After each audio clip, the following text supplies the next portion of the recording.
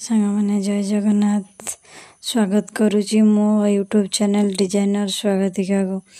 ସମସ୍ତେ ଭାବୁଛନ୍ତି ସିଲେଇ କରିବା ବା ଯିଏ ଯେଉଁ କାମ କରୁଛନ୍ତି ଅନ୍ୟମାନଙ୍କୁ ଭାବନ୍ତି କାମଟା ବହୁତ ଇଜି ବା ସହଜ, କିନ୍ତୁ କୌଣସି କାମ ଏତେ ସହଜ ନୁହେଁ। ସିଲେଇ କରିବାକୁ ହେଲେ ମାଇଣ୍ଡ, ଆଖି, ହାତ, ଗୋଡ଼ ସବୁ କିଛି ଏକା ସାଙ୍ଗରେ ଲଗେଇବାକୁ ପଡ଼ୁଛି। ଆଉ ଅନ୍ୟମାନେ କ'ଣ କହୁଛନ୍ତି ନା ହଁ ସିଲେଇ କରିବା ବହୁତ ସହଜ, କିନ୍ତୁ କହିବା ଲୋକ ତ ସେମିତି କହିବେ। ତ ଆଜି ଆମେ ଦେଖିବା କେମିତି ହାତ ଜଏଣ୍ଟ କଲେ ଆମର ପୁରା ଆର୍ମୋଲ ସିଲେଇଟା ପୁରା ସେଣ୍ଟରକୁ ସେଣ୍ଟର ରହିବ।